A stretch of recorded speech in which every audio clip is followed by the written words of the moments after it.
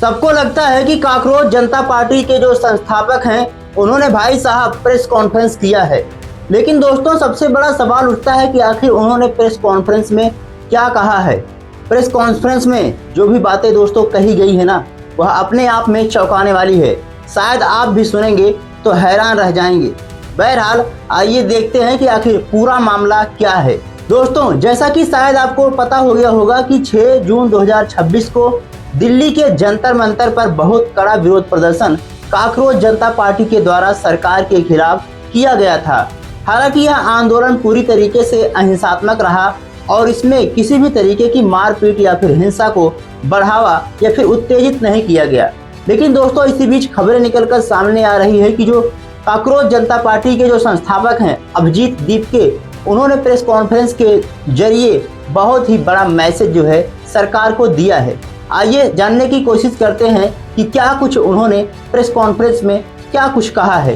दोस्तों जैसा कि उन्होंने प्रेस कॉन्फ्रेंस में कहा, जब उनसे पूछा गया कि क्या जो भारत के शिक्षा मंत्री हैं जब वह भाई साहब इस्तीफा दे देंगे तो क्या यह मान लिया जाएगा कि शिक्षा व्यवस्था में जो है शुरुआत जो सही हो जाएगा क्या शिक्षा व्यवस्था।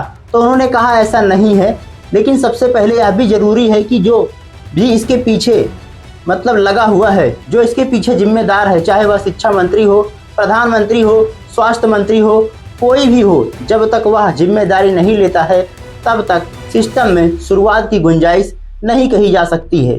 दोस्तों यह वीडियो उनका सोशल मीडिया पर काफ़ी ज़्यादा तेज़ी से वायरल हो रहा है। हालांकि आप ही बताइएगा कि इनकी बातों में कितनी सच्चाई है।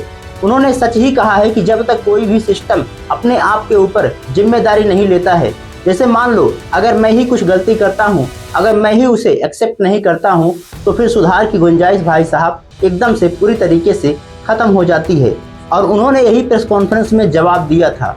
दोस्तों जैसा कि आप सभी को पता होगा कि जो भारत के मुख्य न्यायाधीश हैं, जब उन्होंने एक बहुत बड़ा विवादित बयान दिया था, जब कहा था कि जो युवा है वह काकरोच हैं, वह पूरी तरीके से सरकार के खिलाफ हमेशा ही बोलते रहते हैं, तभी से यह आंदोलन भाई साहब बहुत ज़्यादा ज़ोरों शोरों से बढ़ा था। और इसे लेकर दुनिया भर के जो युवा हैं, काकरोच युवा हैं, जो उनका विरोध प्रदर्शन सड़कों पर इस समय देखा जा रहा है। वह विरोध प्रदर्शन महंगाई के खिलाफ भी हो सकता है, वह विरोध प्रदर्शन भाई साहब जिस तरीके से नीट की परीक्षा जो लीक हुई है उसके मामले में हो सकता है, या फिर बेरोजगारी के मामले में हो सकता है, महंगाई के मामले में हो सकता है।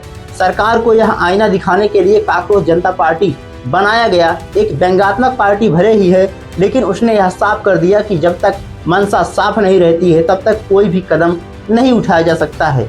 हालांकि जो काकरोच जनता पार्टी के संस्थापक हैं उन्होंने कह दिया है कि हमारा विरोध प्रदर्शन तब भी जारी रहेगा जब तक जो शिक्षा मंत्री हैं, जब तक धर्मेंद्र प्रधान अपना इस्तीफा सरकार को नहीं सौंप देते हैं, या फिर प्रधानमंत्री नरेंद्र मोदी खुद उनसे उनका इस्तीफा नहीं मांग लेते हैं, तब तक हमारा विरोध प्रदर्शन जारी रहेगा। और अगले शनिवार को भी उन्होंने कहा है कि अगर इस दौरान कोई भी मतलब खबरें सामने निकल कर नहीं आती है, अच्छी खबरें मतलब जो शिक्षा मंत्री हैं उनके द्वारा अगर इस्तीफा नहीं दिया जाता है, तो फिर से अगले शनिवार को एक बार फिर से जोरों शोरों से जंतर मंतर पर, दिल्ली के जंतर मंतर पर बहुत ज़्यादा कड़ा विरोध प्रदर्शन शायद इसके खिलाफ हो सकता है।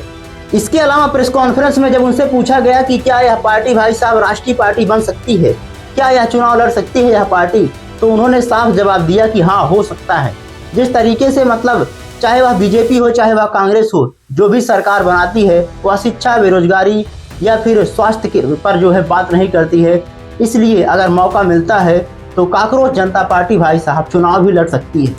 दोस्तों यह सब अपने आप में चौंकाने वाला है। फिलहाल आपके हिसाब से क्या लगता है कमेंट बॉक्स में अपनी राय जरूर बताइएगा। मिलते हैं अगली वीडियो में, तब तक के लिए जय हिंद, जय भारत, वंदे मातरम।